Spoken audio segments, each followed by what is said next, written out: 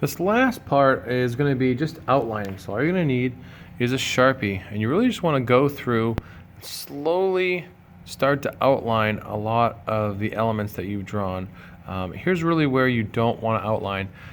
You don't want to do like a straight outline of your person's hair, because we don't want it to look like they're wearing like a hat. So as you go through to outline, for instance, your hair, we're not just going to draw a straight line and start to outline this, because then it'll make it look like your hair is detached from your head. So what we do instead is we're just going to draw a bunch of tiny little lines to help us kind of outline it, but more or less we're trying to show individual strands of hair. So there should not be an actual outline where the hair meets the head.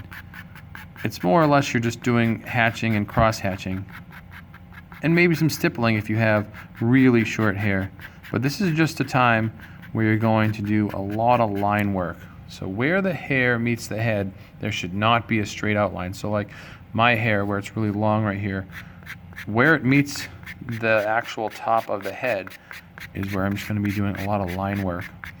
So the only thing that touches the actual skin, like on the forehead, is going to be this line work all the way across to really give it those details.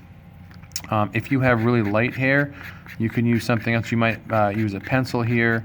You might even use a yellow colored pencil, but do not actually physically outline this, and do not outline that.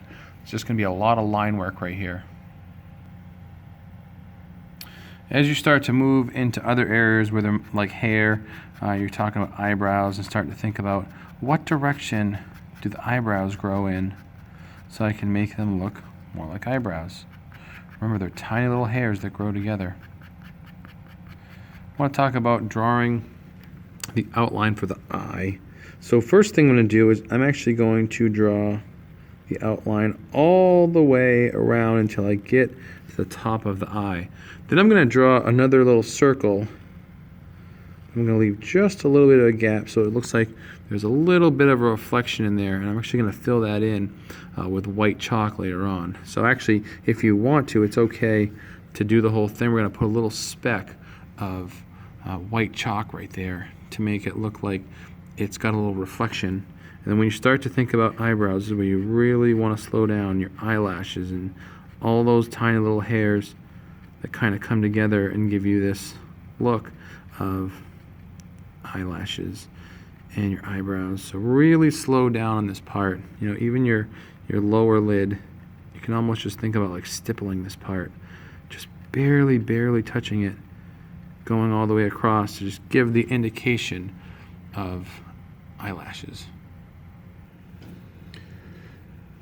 I've got the chalk here, and again, all I was talking about was just going in and just very lightly, just a little bit of a reflection to kind of make the eye look like it's more alive.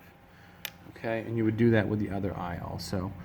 The rest of it is really just a matter of slowly going through and outlining everywhere where you drew some kind of design, like, or any element of your face, going through and outlining everything slowly so you can have a more sharp and defined edge.